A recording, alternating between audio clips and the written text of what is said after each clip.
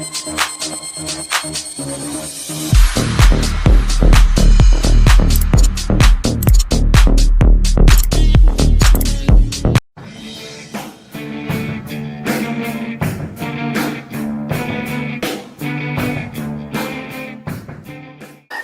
we're here for round two with Phil Sutcliffe.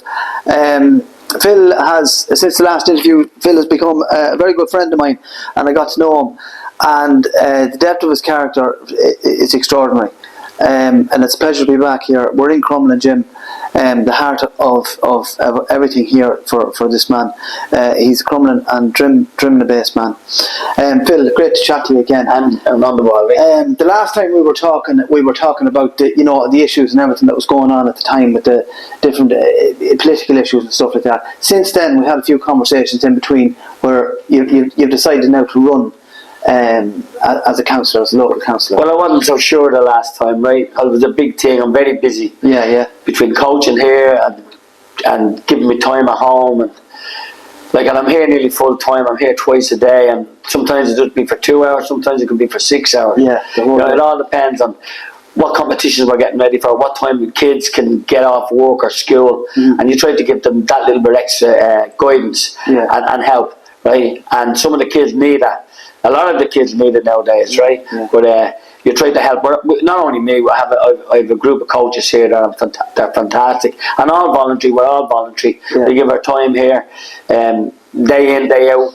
And most of the coaches have kids here. And most of the coaches, I coach myself as kids. Yeah. So it's a generational thing, and.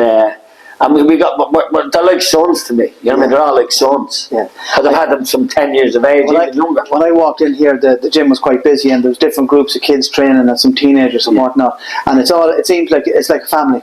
It's a big family. Like this morning, we had people over from Ballymun and training. Right, the girls were here. We had 3 Irish champions in the ring there this morning. The Twinnies and. Another girl. I heard of them, yeah. Yeah, they're good. They're very good. And young Mia, and she's Irish champion as well. Mia Doyle. And not sure the little girl's name. I forget now. But she's actually 4 Irish. There was 5. All of them little kids. All them little girls there this morning. They're all Irish champions. Yeah. And it's fantastic. I've seen some of them in the ring. They're tigers, fantastic. And we have Brad there and Dan there, right? And you're the coach from I think it's Darndale, right? Or Ballymun, I'm not sure. And there's another few girls there that were in and out. They didn't spar, but they were just training. Yeah. Right. And then when they were there, the academy class is on this morning. We have an academy class between the ages of 5 to 10. Right. Where they're only babies. Some of them still sucking out sewers, right? But that's great, and it's fantastic. What do you see the importance of having them at that age, to train them at that age? To have fun, to have fun with discipline, to have respect, right? Learn coordination, a bit of exercise. Yeah. A little bit of discipline with the exercise, with the fun. Yeah. To categorise the whole lot together. Yeah. Where it's not, with that age, it's about fun. Yeah. Children are not going to come back if it's not fun. Yeah. They enjoy doing the push-ups, they enjoy doing the sit-ups, they enjoy learning about the box, whatever, and make it. And the discipline is they don't be talking. Yeah. Of course, you can't stop them all talking all the time. Yeah. You know what I mean? And it's a skill. Like I had to pull me 2 coaches there this morning. They were talking, all the kids were talking. So I said I'll sack them. I sacked them from a job they're doing for love. Like his 2 kids are there. The 2 coaches there have kids in that class. Yeah. And then we have Courtney. Courtney is 9 times Irish champion. Right, she has a little baby now herself. Yeah, she helps coach in the class, in the academy class. My own daughter helps Rebecca. She helps. She's going to structure a whole new structure for me. Yeah, right. So when the kids are coming up to a certain age, then I suppose it's from maybe 8 to 12, they can really start to realise then what they're looking at in front of them, as in this dynasty of boxing champions. So yes, of course. Well, maybe we'll get a little thing of them later on. it would be fantastic. Maybe it'll be fantastic for everybody. Yeah. But it's fantastic. I mean, just tears come to my eyes sometimes. Yeah. And I'm not going to tell you about it now until you see it yourself to surprise you. We might get a little clip before the end of it. It'll be a very good clip. Okay. It'll be a very good clip. Right. I'm going to just jump into the politics here for a second, right? Because I don't want to spend. We're limited with the time we have here. Phil, one of the things that strikes me since I've gotten to know you there over the last couple of months is that your honesty and your dedication towards the people, and you seem to nearly, now forgive me for saying this a little bit, but sometimes you put everybody in front of yourself. You seem to be just for the people so much, for the people here in the club and everything like that. And going forward in politics, going forward, I'm that type of person anyway. Yeah. Like I have everything anyway. Yeah. I don't want for nothing. You know what I mean? Like a few bob now and again. Everyone needs a few extra bob. Could all do an extra few bob. Especially when you like the pint like I do. But no, and like I listen to people. Yeah. Right. I'm a listener. I listen to people's problems. Right. I listen to their, not only their problems. I listen to their successes. Yeah. I listen to what they're good at. Like we have people there. We have people gone through me are millionaires, multi-millionaires. Some of them, right? Yeah. Right. And they give back to the club. Yeah. Right, they give back, and not only monetary terms, right? We barely survive paying the electricity bill here, taking in the subs. We charge €10 a week for the children, and if another child comes in, we cut it in half. We don't try to take from the families. Yeah. I'm a listener for everything. Like it's not only boxing here. Yeah. You're like a councillor. Yeah. Like when I'm going for counselling, right? So I listen to what people want, and it's no use giving them what they don't want. Yeah. We have to be giving them what they want, and most of the kids here want to be champions, right? And that's what we're good at. We're good at making champions. We're good, but not all of them are going to be champions. Impossible, right? But if they're a champion person in a champion club, right, and making them feel like a champion, then we've done our job. Yeah. Well, what you're talking about there is building a champion within themselves. Within themselves, a character within themselves. Yeah. Right. That they're proud. They're not going to be bullied. They're going to be strong. Right, they're going to be walking out of the gym feeling real good. They're going to be physically fitter. Yeah. And when you're physically fit, you do feel good anyway. Yeah. You know what I mean? Like you're going a brisk walk, you feel good after it. Yeah. You might be tired, but you feel good, mentally good. Yeah. And more people exercise will be better for everybody. I think one of the things I've learned from the fight sports over the years is that when you're challenged in a ring or in a circumstance, in a fight circumstance, when you've learned that you can withstand those pressures, you can really stand up with your head held high. Of course, yeah, you can. Like in that sense of the word, right? In any pressure in life, you've your mortgages, you've your house, you've your kids, you've your, like most households trying to pay the rent now. Everything has gone absorbent now in the country. You know what I mean? And it's gone a little bit too much. I don't know why everyone wants so much, or why the government, or why the people, why aren't they just happy and let the wealth come back into our country? We're one of the most wealthiest countries in the world, they tell us, right? Yeah. But now if you look at our homeless, 14,000 children in homeless, so many adults in homeless, so many people in hotels, right? And all of that type of stuff. And then they're bringing in people with no recognition, no passport, and they're giving them mobile homes, pods, no bills, nothing. Why couldn't we do that for our own homeless? And the problem would have been solved in less than a year. Yeah. In less than a year, our problem would have been solved in less than a year. Political will wasn't there. Because the people that run our country have no interest in helping the people that voted them in to do something for them. If someone votes for me, if they vote for me, I'm going to help. I'm an independent, but I'm with an independent party. No one is good on their own. You need a crowd. Right? And our crowd is independent of like-minded people. We might not always agree on everything we want or how to go about it, right? Because there's some hard line or something, but we have to find a middle, right, or a stable thing that will work to get us going forward, to get us to the end, to help the people that are asking us. That are asking us to fix the road or this, or some people are saying the bus stop is too far from here, right? Why there should be a bus stop in the middle? I'm 60 odd. I can't walk from all the way down that. I feel my mother's on it, and my mother's on a wheelchair, and I have to bring her. You know, all these little things that councillors here. Or the grass has never been cut in my area, and the roads went after the floods because of the showers. I'm hitting all this at the door. Right. Anyway, without being a councillor. What do you think of it? Well, I say not being a councillor, but an official councillor. Yeah, not official. Yeah, well, in a way, I'm counselling in this club all my life, but I never didn't think I was going to be a councillor. Yeah. Like when you're in the army and you're in a room with 34 men, right, and they're all having their days, and someone wants to go home, someone's missing their girlfriend, no boyfriend, wherever it's happening in the thing, right? Yeah. You listen. I was always a listener. Yeah. And a problem solver. Yeah. Right, and thank God, I've had a few problems myself over the years, right? So we all like us all, right? But you have to be strong and get through them.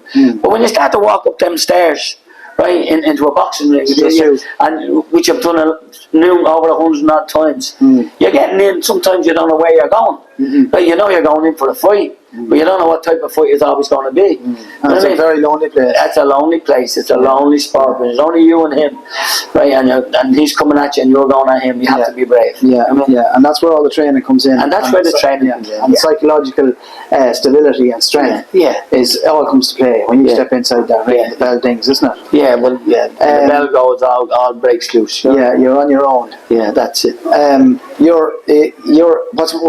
What's changed now, Phil, since the last time I was talking to you, where you were kind of nearly like a citizen in a way? I know obviously you're still a citizen, but as a citizen before, you were very, very angered by all the issues, particularly immigration and stuff like that. And now, as a councillor going forward, not that you're a councillor, but if you get elected, and hopefully you do, where do you see yourself really stepping into the frame there? Well, I'll be very approachable. For people that want to come, my phone number is on the leaflets. Yeah. You know what I mean? Anyone can ring me.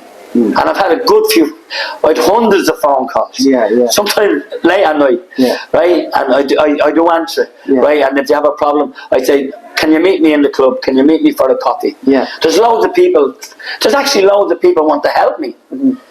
Giving out leaflets. I'm after giving out nearly 15,000 leaflets. I've walked the door myself, I've knocked on a few doors, had a few debates, right? A lot of people don't know what's even happening in this world. And this is how politicians are, this is how some politicians are getting voted in. A lot of people don't even think there's an immigration problem. A lot of people don't even know there's people sleeping on the canals. Well, like, I mean, down our area in Trim and South Meath, we don't so much have the feeling of the immigration, which is more across the country in certain areas. We don't really have a sense of it there in our area. But here you do. Newtown, McKennedy you do. Mayo is nearly destroyed. Ballyboggle there at the moment. Oh yeah, all these places. You know what I mean? So, like, you're hearing it from the door first hand. Well, you're listening to, but I'm also listening to people that know nothing about it. That know nothing about Newmount Candy, because it's not being put on RTE or not being put on the mainstream channels. The biggest influence now is that show. It's this. And I'm not so good at it. I am very, very bad on the phone. Like I've messages there probably once, and people think I could be ignorant. But I don't see the damn things. You know what I mean? Right? But you look, let's just talk about that for a second. I think it's very important because a lot of my friends and family are of the older generation. And since I do this podcast series with interviewing politicians and councillors and stuff like that, they said to me, oh, Jesus, we heard about it, but where do we see it? We can't see it. And I have it on YouTube. But, you know, in terms of what we're doing here and getting it out to people that are older, we're relying on friends and families to pass this on and show it to them on their phones.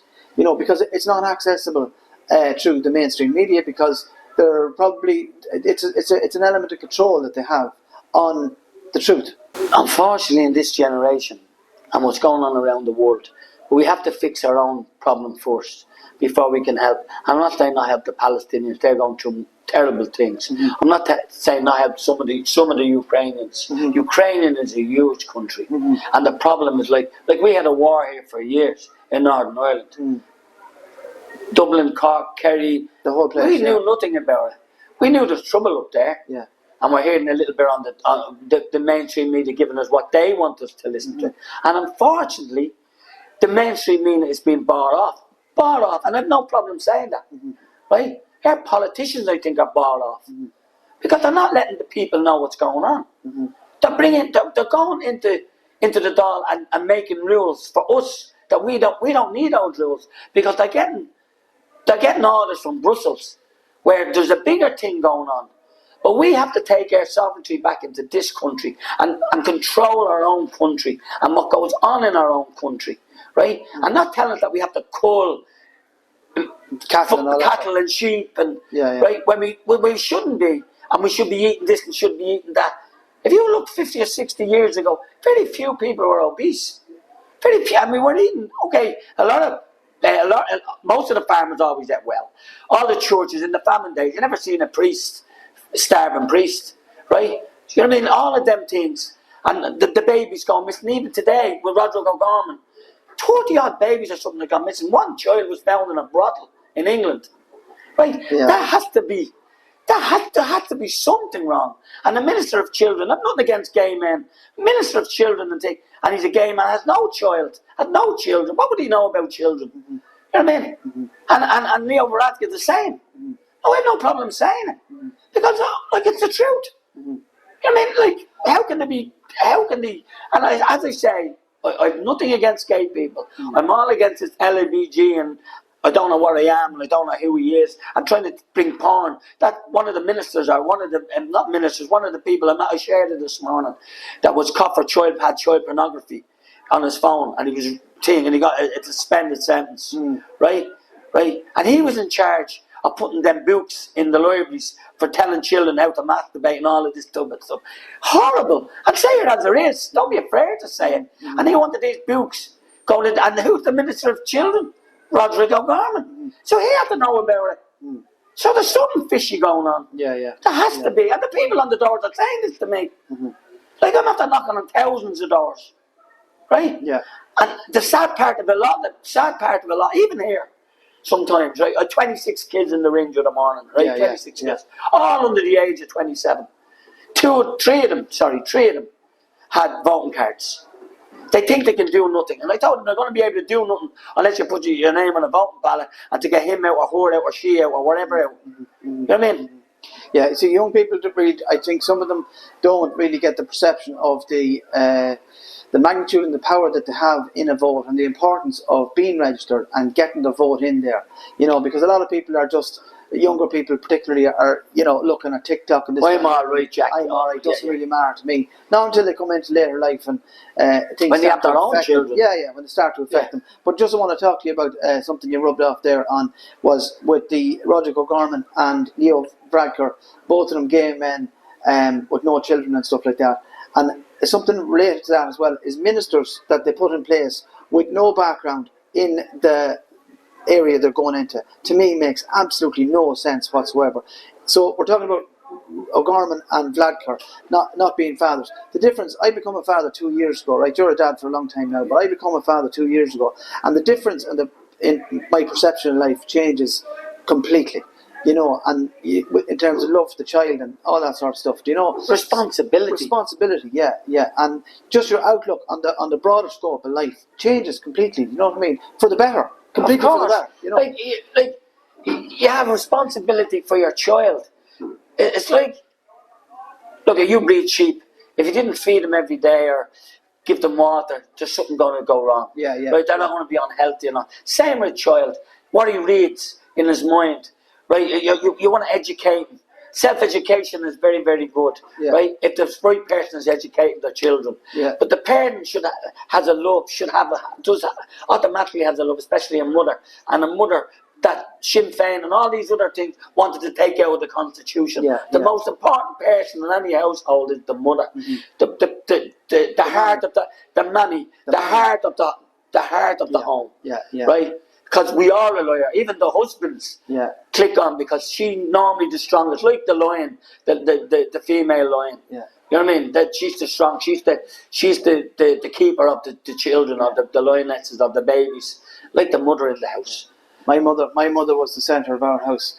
My granny was the queen on top of her, and everybody from the whole area went to see her, and she was a council for everybody. Do you know? Isn't that great? Yeah. Isn't that our tradition? Yeah. Oh yeah, absolutely. Yeah. Well, now imagine taking that. Not imagine. We don't have to imagine it because they did want to take mother out. Sinn Féin also said that if it doesn't go through, they're going to rerun it. Right? Right. Yeah. Fine Gael, Fianna Fáil, Democrats, right? The people against profit. Labour. None of them. Why don't these? This is what the people want. No one on the doorstep wanted mother taken out of the Constitution. Yeah. But a lot of the people didn't even know this. Even the people that are going to vote for Sinn Féin now. I'd roused on the what's that roused? Debates on the tram and on the going into town, and Sinn Féiners voters for years and years. They knew nothing about this. Yeah, yeah. Because they're older and they don't have the TikTok or they don't have a thing. Now I'm glad. Now look how strong that little fella is there now. Look, right? That's there is right. That takes a bit of doing. He's good, that kid. Yeah, I mean that's good, right? Right. But they all have a goal. Even this little girl now, right? I know you probably got it. I hope you got it on the camera. Yeah, please God, right? Right. Now that's Conor McGregor's little boy, right? Yeah. Right. Now he's in the gym as well. Do you understand? Right. See, Conor knows the goodness of what we can do in this gym, and he's not bad at all now. No. It's only a few times, right?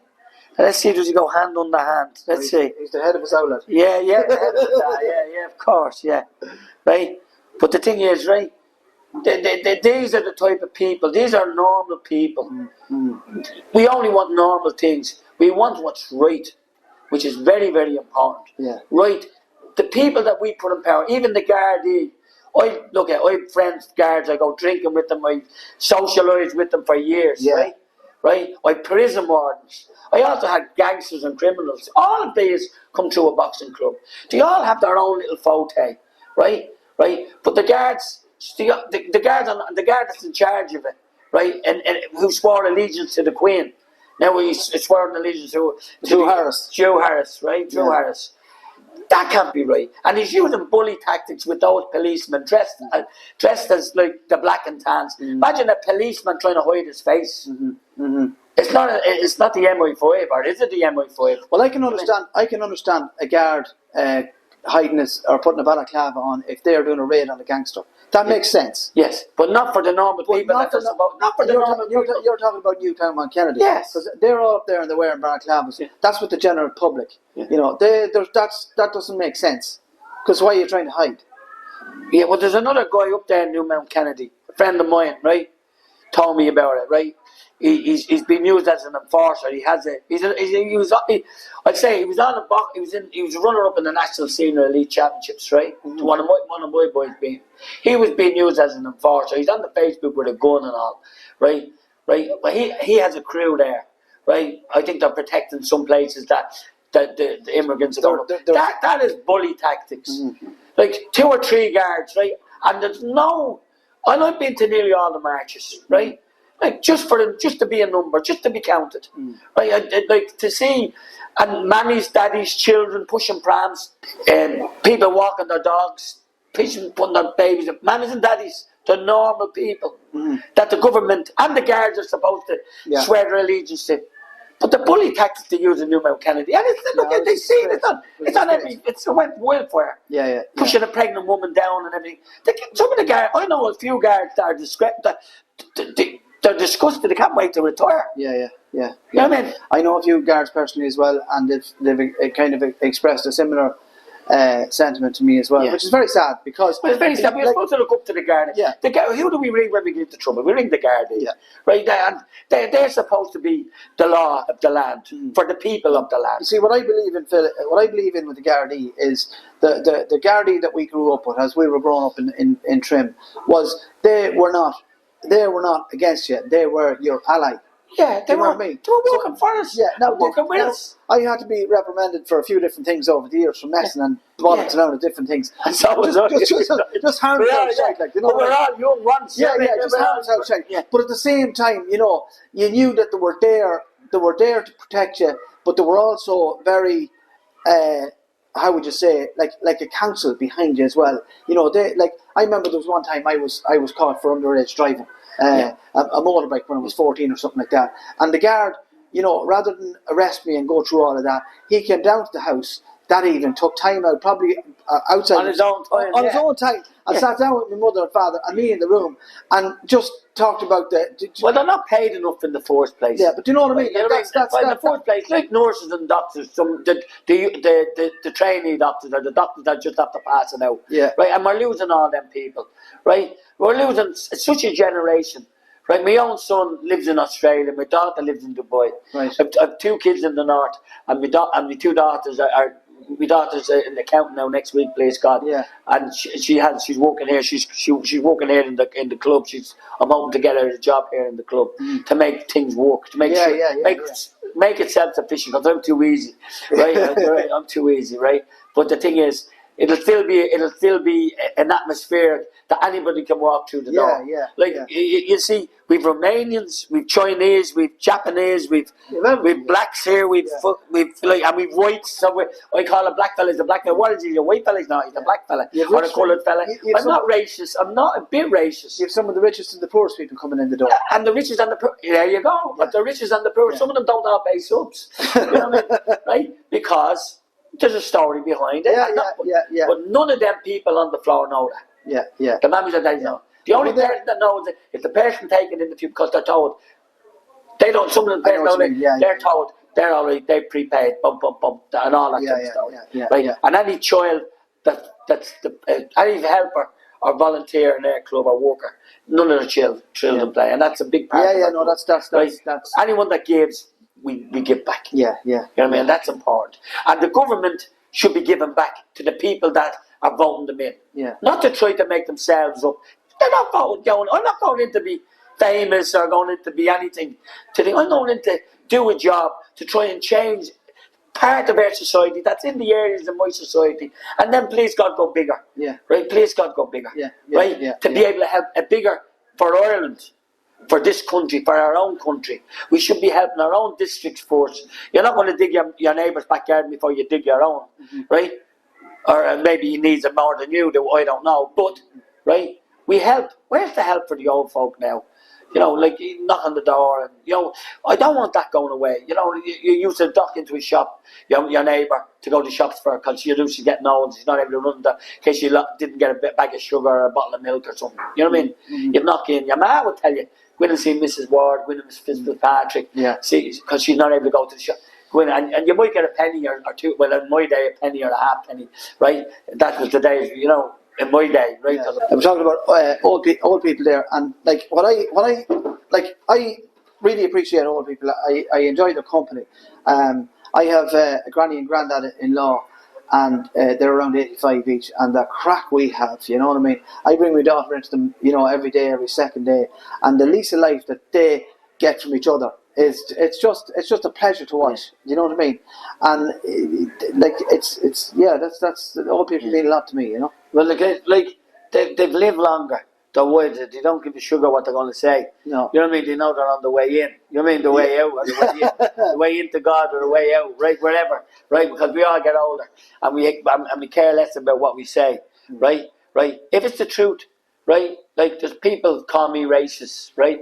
Well, if you look down at that floor, the people that's handing out my leaflets, right, are from Paraguay, they're from Spain, they're from Ukraine, they're from China, they're from everything, right? One of the mothers works in the hospital as a nurse, right? He's here, Joseph, right? Gentleman, right? Right? And our own, of course our own as well, right? But they're our own when they walk in. They're part of the club. I mean, and part of the community. Part of our community. On a bigger sense. Our club is part of the community. We have the football with the GAA. And we're all a community. I have all of them because they know me 30 odd years. And you're after giving, now I'm just guessing with this here, but I can see from the sentiment here in the club and the way you appreciate it, that these people that are helping you with your campaign, giving out leaflets and various different things, I'm sure that you've done so much for them over the year. They've probably volunteered to do that bit of work for you. Or we had a parents meeting, right, in the club there. The last time I wasn't sure, remember I told you that already? And we had a parents meeting. I got spoke to and talked to, because I used to be so busy, and I'm more busier now. Right? And the parents were very, very good. They've taken leaflets, they've got that tune. I'll show you a video after about 2 girls delivering thing, and they're 2 teenage girls. One is Dublin champion, county Dublin champion, and her friend, and they did a little video for me, right? A little sketch. They're getting thousands upon thousands of hits on the TikTok. Now I didn't see it until yesterday, but she did it last week. You know what I mean? Right? I didn't know they got thousands of hits, right? Yeah. You just did it for the bit of crack, right? Yeah. And it went well, right? But that's about it. It's about to happen. It's about getting our community back to a community. Yeah. You know what I mean? And we have a great little community around Drimna, Crumlin, Walkertown, Ballyfermot. As far as Rathmines, when we have kids as far as Galway and Waterford and coming up 3 days a week, driving all this distance to train here. We have kids from every part of every part of Dublin and country. Mm-hmm. You know what I mean? Yeah. Right, and they love. And one of the kids went back and he was crying. He's not a kid. He's 30 odd. He said, "Philip, I hate leaving." He got a job somewhere else. I call him Sligo, right? And Colin's his name. And I go, Galway or Sligo. Where am I from this week, Phil? Let me see, right? Yeah. But he boxed the seniors. I thought he got a raw deal, but he's going back and he was raging. You know, he learned so much here. Right, and he said he's going to even try and drop up once a week just to do a session. Yeah. And then I said, no, you're not, because you're not going to bring our title down to Galway. But that was the crack you can, of course, right? Yeah. But no, it's just like I wouldn't be coming here and doing all this if I didn't enjoy it. Mm-hmm. You know what I mean? I do. I really, really enjoy coming here. Mm-hmm. You know what I mean? But going forward, and you hopefully moving into the role as an official councillor, it's not really going to be much of a transition for you because you're kind of that already, as it is. It'll make me busier, but like I don't mean it in terms of being busier, but I mean your ability as an actual councillor, which you pretty much are in one sense. You know, part of your life as a councillor and has been for a long time. You know, so transitioning into an official councillor, it'll probably be an easy transition, right? And then getting me point across to the other councillors, right, to make something change. Yeah, but we have to go to meetings to make things change. Paddy Hoolan is in their party as well, right? Right, and so is Niall Boylan, one of the radio presenters, right? He was here yesterday, right? And I hope they get brought in. I hope they get voted in as well. And all the independent councils and Freedom Ireland, all these nationalist parties. So if people want change, right, from what's existing here for the last couple of years, right, and the problems that have emerged out of that for the country. If people want change, what has to happen? Do you have to get out and vote? Do you have to make the mark? And the mark is not like a mark anymore. It's you have to do 1 ONE, TWO, 3, and then something that you can't change to 8. I'm not saying that it's going fishy on there, but it's happening all over, right? They put pencils in a lot of the poll stations the last time. Bring a pen. Bring a pen. Bring a pen, a black pen, right? But imagine putting a pencil. That puts maybe I'm scrupulous, I don't know. But I'm scrupulous in everything I do anyway. Okay, yeah. You know what I mean? But bring a pen and vote. Well, vote number 1 for me, if anyone is listening in my district. And vote independent and keep all the main parties that have done nothing for us for as long as I've been voting. And I remember the days when we say vote for them. That was going around their school. Right, yeah. Right? I remember those days. I was only a child. Yeah. But I still remember them, right? And I remember them going around the doors, right? Was he Fianna Fáil, was it? Yeah, I think it was Fianna Fáil, yeah. Well, he was the party that's supposed to do damage to Michael Collins, you know what I mean? Right? But the thing is, right, let's get things out straight and let's be honest.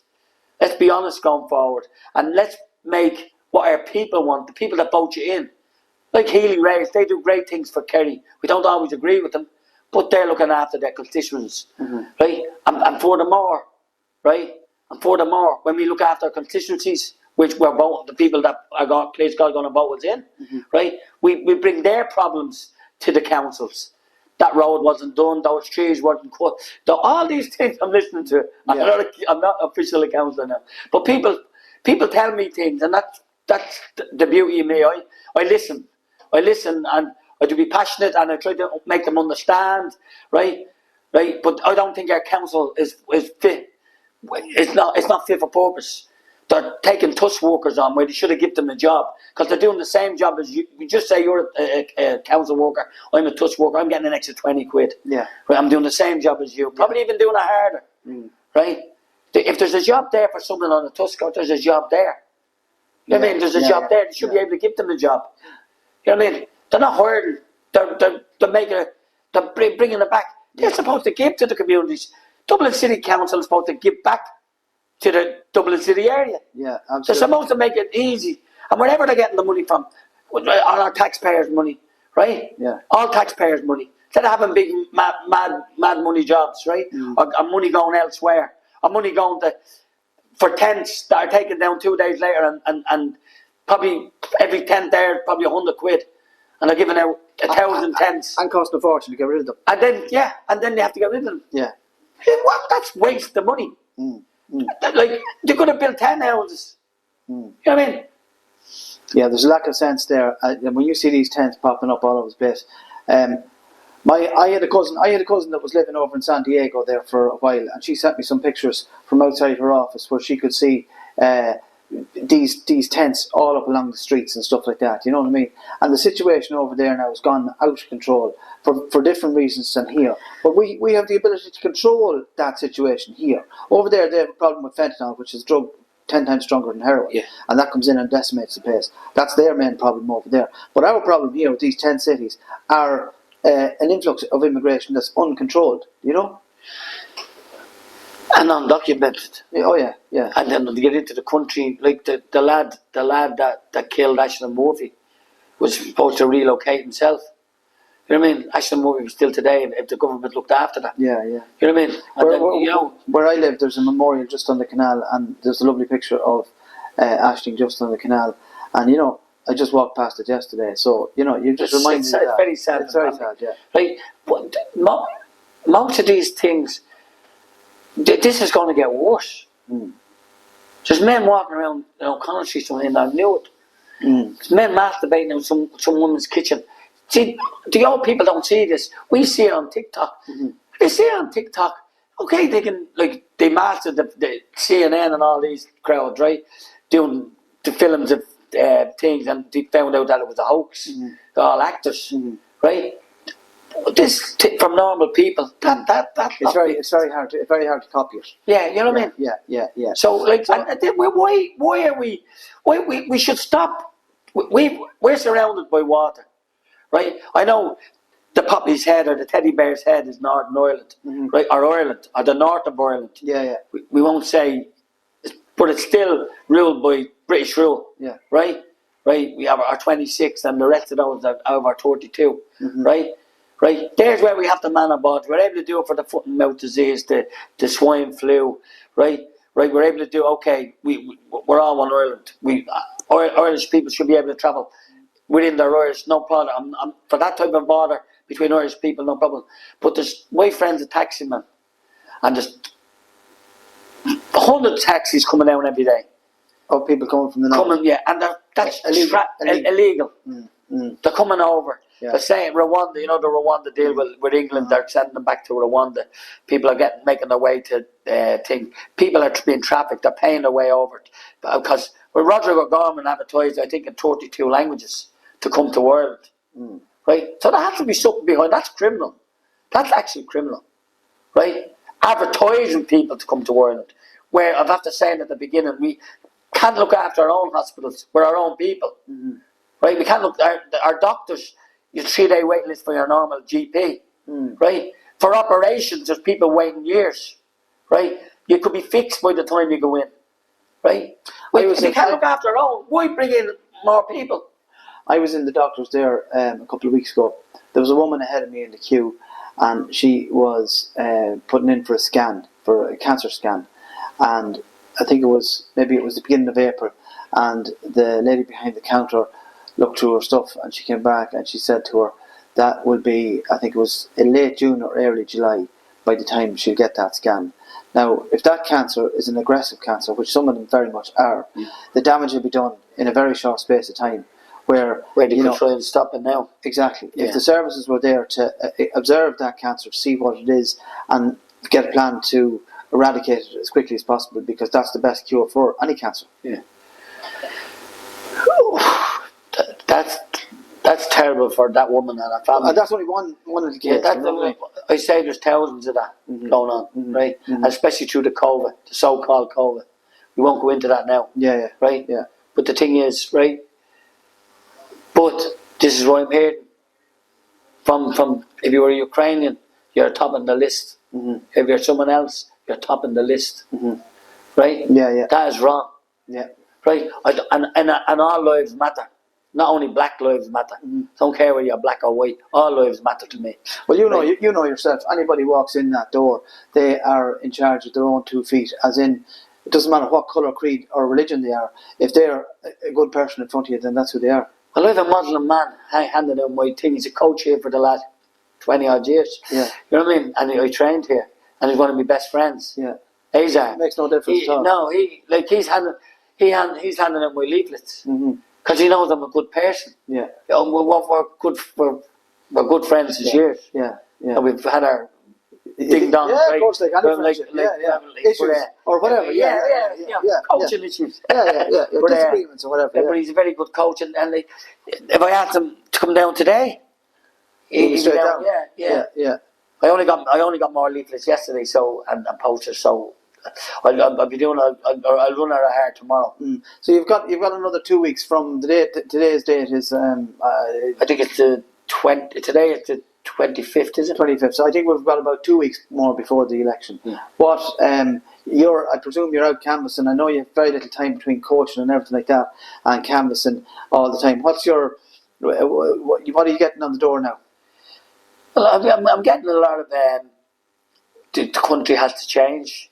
There's too many foreigners around them. They're afraid to go out at night time. They're afraid to go into town. Now, I told you in the last podcast, I myself am afraid of nothing. But when I was in town the last about before that podcast, the last one to date, I went into town and there'd be 9 or 10 fellas standing together from Asia, not Asia, wherever. Lads of colour or whatever. A different ethnic group. Yeah. And you wouldn't, you'd be a little bit, if you're on your own. Yeah.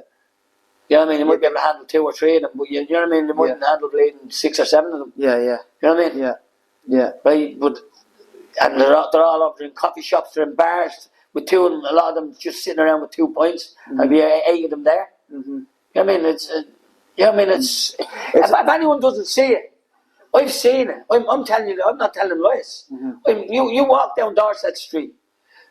I was handing leaflets out after the Dublin match there a while ago for Niall Boylan, right, for the European number 1 seat, right. And I walked up, and there's little shanty bars there, and I walked in to see being nosy, of course, right, and all the white eyes just looking at me, right. It was very dark, and you know what I mean. And it was a bit, you know what I mean? Yeah. Like walking into the Bronx years ago. Yeah, just an uneasy atmosphere when you walked in. Yeah, I could feel it, yeah. I was the only white guy there, you know what I mean? And I walked up, and I just walked in, because I used the toilet, just for it to be nosy. Yeah. Right? He said, it's only for customers. I said, all right. No, I didn't even want to go. You know what I mean? I just wanted to have a look. You know what I mean? Being nosy. You know what I mean? Yeah. But as you said, that's how Dublin is changing, and I think the government and the local councillors have to be very careful now, because I think they're standing on the edge of a cliff here with what way the great old Dublin is going to go. Because if this isn't managed carefully over the next while, it's just going to go into a sinkhole, which is a pity, because Dublin City is one of the best cities and one of the best reputations in the world. And people come here for the crack, for the love of it, right? For the banter, for the music, right, for the Irish way of going on, right. That's what people come here from all over the world. And I think, the government, sorry for interrupting, the government is trying to change that, right. The Irish people don't want that to change. The Irish people don't want a London. They want a Dublin. Do you know what I mean? Where people, what I've said already, what people want, where it is the capital of Ireland. Yeah, and people from the country coming up for the weekend for the crack. Yeah. You know what I mean? Yeah. Right, and have to laugh, going to see the ballots and the music, and there's some great music, some great musicians without ballots, all over. No one wants to miss that. I personally want to keep it, right, my age, and so does my kids' kids, Yeah. Like my grandchildren would loved all that because I used to bring them as kids to the ballots and all, and bring them, giving further their education. I love to see. I've my nephew here with me, and he's 14, and I love to see him when he gets to 16 or 18 or whatever age it is, that he could go up to Dublin on a bus and have a good old day out like what we used to do, and maybe go to Temple Bar and have a little mooch around the place or whatever it is, and enjoy himself. And for us not to be thinking, Jesus, is he going to be all right or anything like that, Well, that's the first thing as I said, that's the first I'd be thinking, and I'm making it worse, right? There was a video on the one of the WhatsApp things there I watched last night, and all the people that are moving out to Tala or Newmount Kennedy were trying to get on the bus to go back into town, right? And I'm talking about 80 or 90 men, just men. Want to go into town, into Dublin town, because there's nothing out there. Yeah. So they want to be back in here, where you know what I mean? Yeah. And you can't blame them either. But No. But the thing is, where they brought in, the government's making a problem. The busman wasn't letting them on because he believes what we believe in. Yeah. You know what I mean? Yeah. We don't want 80 or 90 men strolling around Dublin. Do you know what I mean? Yeah. All of different ethnics. They have a different outlook. Like I'm reading an article there about a woman down the country, right? And they're after putting over 200 migrant men into a little village, right? And she's saying she's about 70 odd years of age. She said she's afraid now, even to go out in the city in the daytime. Never mind the night time. Why are we putting problems on our own people? I think that integration, and as the world is kind of moving forward, that different cultures and stuff all amalgamate. I think that's generally a good thing, but you have to bear in mind as well, and as you well know, people from different countries. You were in the army and you were in different countries, and people from different countries don't necessarily adhere to the same values as what we do, and in terms of respect for women and things like that, you know what I mean? Well, that's a very, very good point.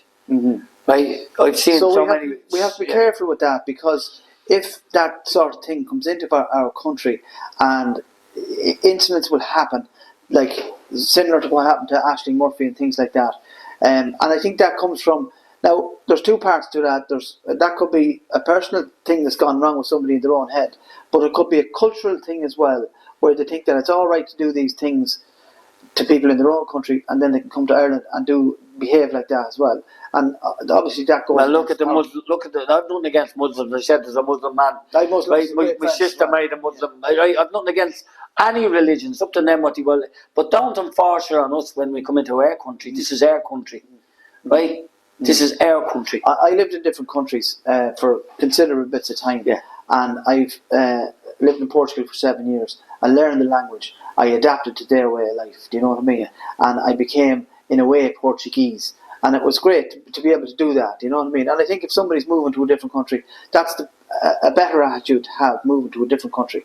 But if you come in going, I'm Irish and I want to do the thing here and fuck yous all, the same as if somebody came into our country with that attitude, it's the wrong approach. Isn't that why the Irish people can integrate anywhere they go in the world? Yeah, because because they're normalised from the mothers, the fathers, the grandparents tradition. You go in and you go. Any Irish person that ever went away, 99.9 of them went away to work. Yeah, they went away to better their lives. Yeah, like my own kids. Well, we're kind of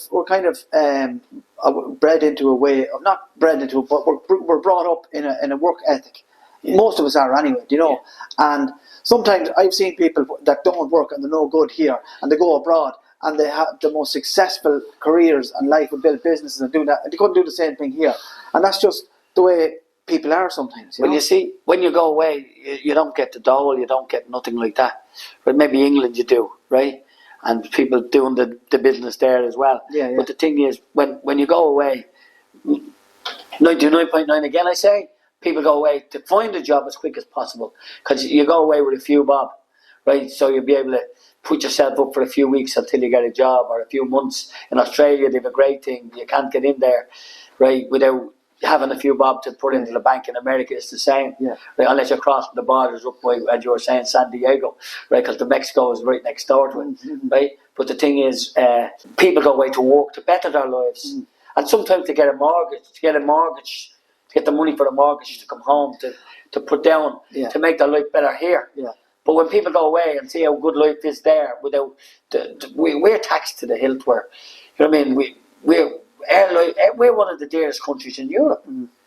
Here, buy a pint in Temple Bar, so 12 quid or something. I was going to say, if you do get elected, will you do us all a favour and go into Temple Bar and stop that price increase as time goes on? You see, I'll be new to this game, and I know the powers I'm able to do are able to proceed with the help of other councillors. Yeah. And other councillors, most of the councillors, how I got brought into it, are talking the same as me. Yeah. And talking the same as you. Yeah.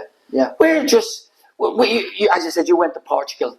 You made your life. You learned to speak the language. Yeah. You went in to be integrate without forcing anything. And most Irish people do that as well. Okay, they set up their own little in England. They have their own little Irish clubs because they get together. Like in America, the same, and wherever they go in the world, they integrate because Irish like-minded people think the same. They come together, but we don't try and force our ethics. Yeah. On the nation we go to. I'll tell you a good one, Phil. My brother moved over to Geneva there about 3 years ago, and he would be kind of from the bog and left school when he was intercert, you know. Yeah. And you know, he was into groundwork and diggers and all that sort of stuff, and wouldn't be academical at all. But he's over there now, and he speaks fluent French, right? Yeah. Still has the big bog accent, but speaks fluent French. And when he drives around his town, when I go over there and I sit in the truck with him over there, thing, everybody waves at him and they smile. Do you know what I mean? And that smile means that he has had an interaction with them and brought his Irishness to them, had a drink with them or whatever it is, and he said hello. You know, he's brought that Irishness to them, and they fucking love him. And that's what we don't want to lose. That Irishness. Yeah. No matter from the bog, like your culture, we're all the same. Yeah, do you understand? Yeah, we're Irish. Yeah. And we interact together, and we're stronger together. Yeah. So if people vote for the independents, right, not the people that think they're someone else, or the people that they think they can't approach. Every politician should be approachable. Politicians now that are in power, like Micheál Martin, was asked by a woman, what do you think of all them children going missing? Walked away from her. Yeah. He works for that woman, probably voted for him. Yeah. Right? He works for those type of people. They have to answer, where are all those children gone? If there's been something done. Yeah. The baby home disaster, where people babies were found in cesspools, it's going on years. But we can't fix that. Now we're going to try and fix something. If we have the right people in power to do all these things.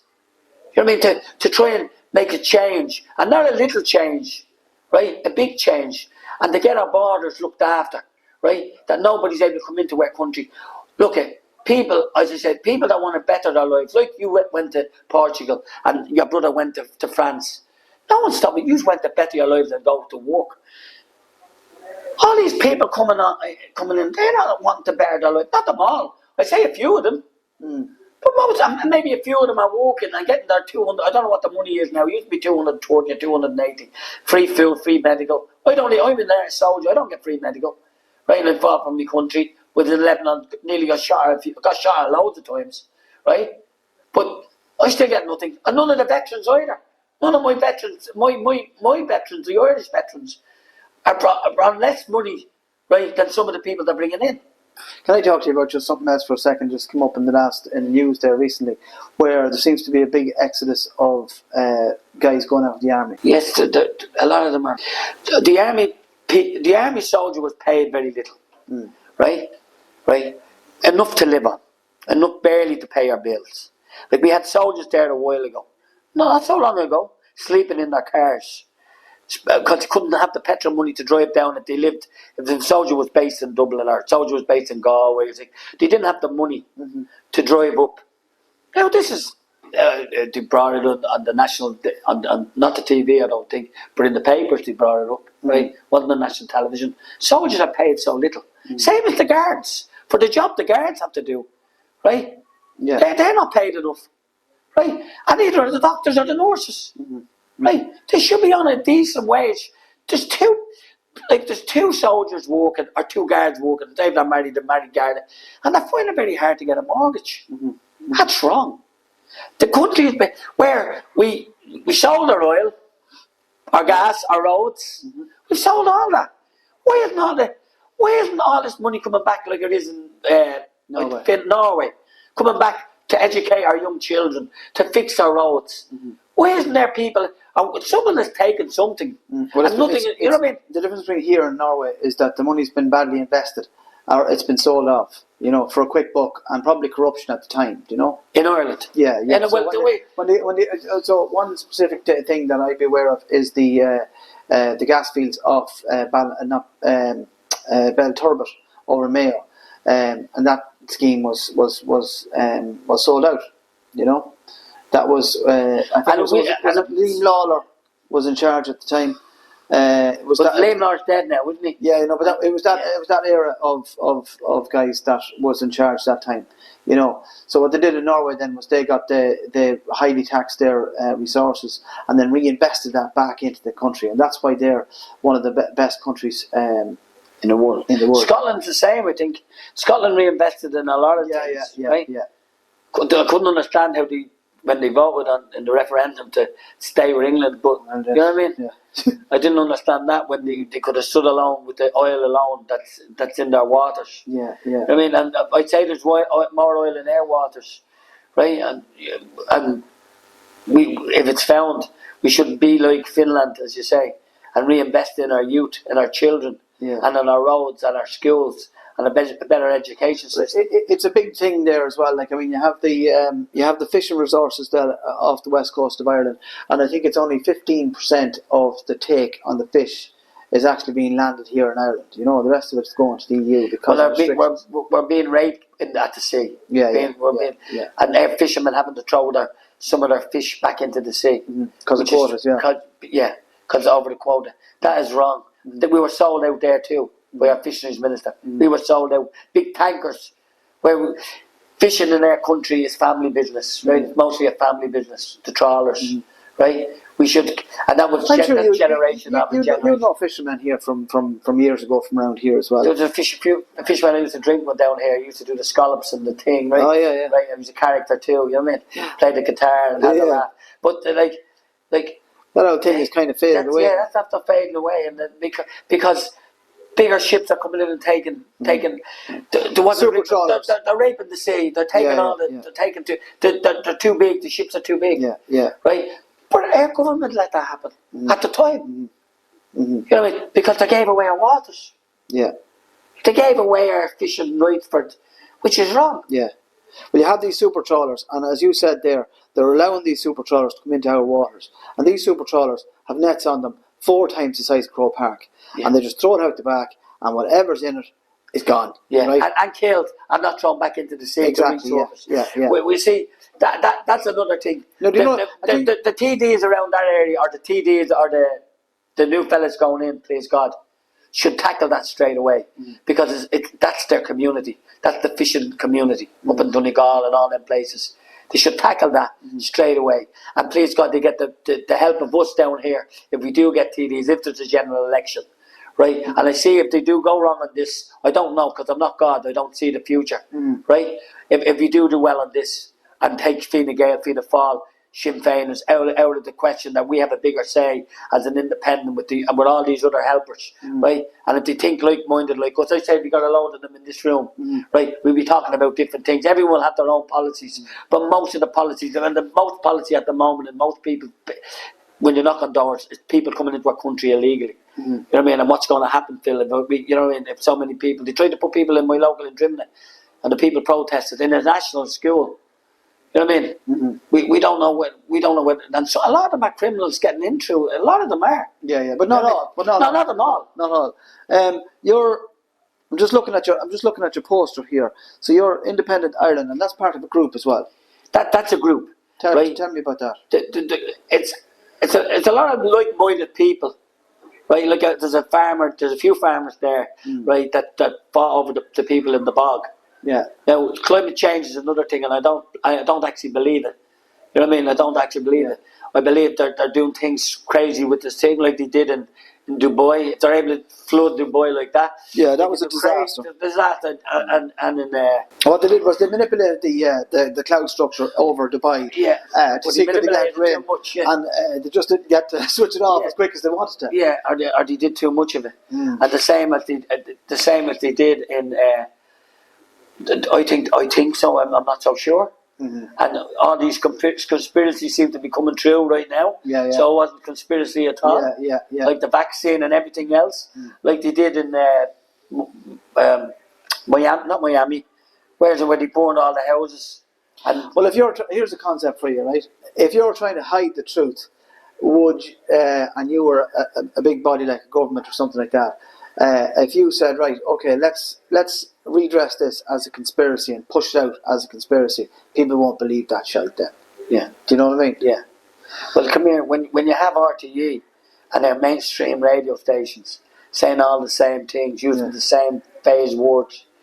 Well, the thing that annoys me personally about RTE is I switch on RTE and I grew up watching that, and I like the Gayborn era as such, and I really enjoyed it at that time. But if I switch on RTE now to watch the news, they're fucking telling me about the weather for about 15 minutes, right? Whereas if I pick up the phone and I look on some of the social media, bang, bang, bang, I can see the issues immediately on the phone. And that's very disappointing, really. Yeah. Do you know what I mean? Yeah, well, you see, they're prolonging their stay on TV. They're keeping, like, the older people. Now, I don't even watch RTE anymore. But my granny and granddad there, as I said there, I talked to them about some of the political issues and stuff like that. And they'd be saying, well, we were watching, there's a big storm coming now. There's a big storm coming tomorrow. And that's all they'd see on RTE. So that's irrelevant, really, to the actual issues, you know. So it's not relevant. Tell me, just before we finish up, Phil, tell me, with Independent Ireland, I follow them on the social media as well. Now, they're a group of similar-minded people like yourself, but formed as a group.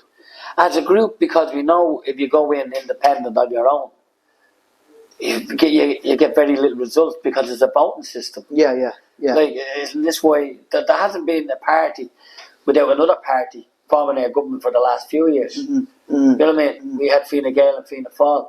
Then we have Sinn Féin. It's all simpler. Labour. Do you all have the same outlook? Like, there's no... And it doesn't seem to be helping our people. They're not stopping... None of them... A lot of them parties don't want to stop people coming in without passports. Where can we go anywhere? If I left you here now today to go to England on a plane or somewhere... I can go to England, that's as far as I can go. But you still need some identification. Yeah, I need a driver's license as a minimum. Yeah, only with some airports. You can't go on a driver's license with Ryanair. Yeah. You need a passport. Yeah. You know, you need a passport, right? Yeah. Now, when we went to the EU, all this, at the beginning, I know you're younger than me, at the beginning, all that passports were supposed to be done away with. We're supposed to be travel within the EU with no passports. Yeah, with a card, yeah, but it's all about control. Like, and we read outside the mainstream. Everything seems about the 10-minute cities like in London. Yeah. Right, and you're getting charged to go here and getting charged to go there. Yeah. Right. Tax. Yeah, cash. It's all about controlling money, and it's all coming into digital money. Well, if I get into power, it won't be a cashless society in Ireland. You know what I mean? Cash is critical for the whole economy to work. Yeah, no, like cash is king. You're not going if two kids make the confirmation, and one kid is cutting your grass every week, and you give me a nice shit, and on the other fella you just don't think you're going to give him an extra $5. Yeah, how can you do that on the card? Yeah, you know what I mean? You want that physical transaction of money as well. You know, it keeps us as a unit. Yeah, you know what I mean? Yeah. It keeps us as a unit. Even a simple thing is what you said. If a kid is coming over to cut the grass for you the weekend and you give him €1 or €5 or whatever it is, and it's only a small thing or whatever it is, but that's so important to that kid in that moment, you know? Yeah, you got a picture. But if you take out your phone and you scan the card and you do a transfer on Revolut or something like that, there's no real sense of... No, there's no belonging. There's no intimacy. Yeah. You know what I mean? Yeah. You look after you. Yeah. You know what I mean? Yeah, but we should never want to get rid of that. No. You know what I mean? No. It's very important. Or a fella want to clean the windows and want to make an extra few bob. Even if he was working or on the dole and you give him a tenner, right? You know, because you're not going to. Very hard to live on the dole now. You know, and he's cleaning a few windows. What harm is he doing? If we're able to give all these people 235 or 238 euros coming in, never did a thing in their life for Ireland. Yeah, yeah. And as we said earlier, not part of our culture. Right? On the bus there a while ago, on the Lewis side, on the Lewis, you had a certain person telling a woman to get up. I have to sit down. It was all over social media. Then he punches her in the head. Oh, Jesus. Did you see that one? No, I didn't see that. No, I didn't see that. Right. He asked her to stand up on the bus, and she said no. And On the Lewis it was. And then he punched her in the head. Yeah, told her, she said, I'm sitting down. Told her to get up. Dragged her up, punched her. See? Well, it's maybe in his country. It's a known thing of etiquette to anybody, you know. Let an old person sit down. Absolutely, or a woman even. A woman. Yeah, over the door. Yeah. Particularly a woman with a kid or anything. You know what I mean? But if I'm on a bus or public transport, or whatever it is, if there's a lady in front of me or whatever it is, and you know she looks like she's whatever, maybe a little bit uncomfortable, whatever it is, and I have a seat, it's the first thing I'll do. You know. This is from your granny, your mammy, your daddy, same as me. Yeah. Get up and let that lady sit down, Phil. Yeah, and my nephew is 14. Woman sit down. My nephew is 14 here was, and you know he sees me doing that, but he's going to do the same thing. Yeah, it's passed on. Yeah. And we can want education, and if anytime maybe another podcast. Yeah. Our education system. Yeah. Do you understand? Yeah, yeah. Like we're talking about everyday things. Yeah. Everyday things that a lot of them that shouldn't be happening at all. Yeah, it's common sense things. Do you understand? Yeah. Let's talk about education. You were just going to. Well, education in the schools. I want the history. I want their kids to know the history before the real history. Change. The real history. I want the black and tan when they burned down Cork, right? And my history teacher, Mr. Brock, right? His sisters were raped by the black and tans in Cork. You know what I mean? Yeah. Yeah. Right. That's what he said. What do you think, Phil? Because I know Irish history very well, all aspects of it, from the very beginning to right up to obviously to now. What do you think about the teaching kids the truth in terms of their age and their ability to comprehend? Because one of the things that I think is horrific and totally brushed under the carpet is when Cromwell came in with the New Model Army and basically was sanctioned by the English Parliament to wipe out this country, and pretty much succeeded. And where they killed over, I think, 10,000 people in Drogheda, and that was just one assault, with hatchets and swords.